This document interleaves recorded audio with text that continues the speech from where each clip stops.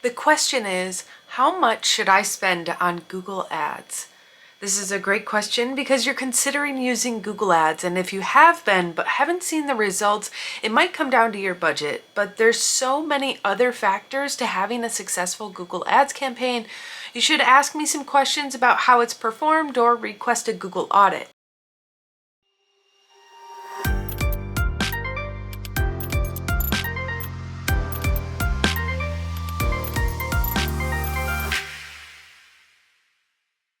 Now back to how much should you spend on Google Ads?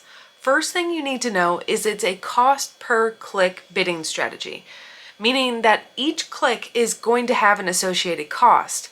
To determine how much an average cost per click would be for your business, write down 10 different keywords you would love to show up at the top of Google search. Then you're going to go into Google Ads Keyword Planner. This is a free tool that gives you information based on the keywords that you want to target.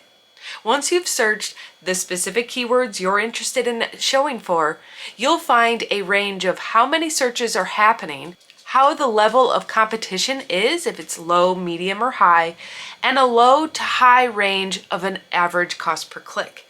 Once you know how much your specific keywords would cost to show up on Google, this is going to be a great place to start. So for this example, we're going to use an average cost per click of $2. Now, cost per clicks can range from $1 to $20 per click. So you want to be very specific in your Google Ads targeting, which you can learn more about in other videos.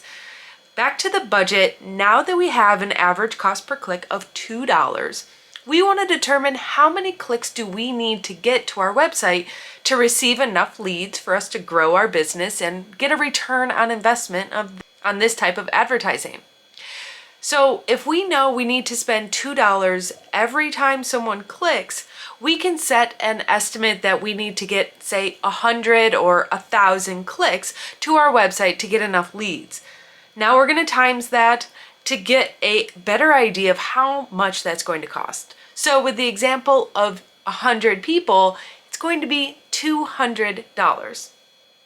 With this budget, we now know how much we should spend.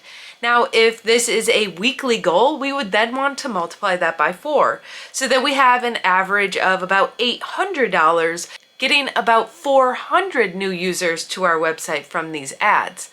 Now, being very specific is going to elevate the return on this investment.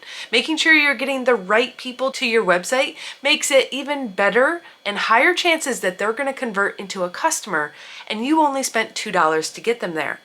Now, you can set bidding strategies to make sure you don't spend over a certain amount, or you set up what your conversion is, which would be getting a lead at a certain value. This allows Google to use its algorithm to control the bidding and making sure that you're showing up when it's more likelihood that you're going to get the ideal user.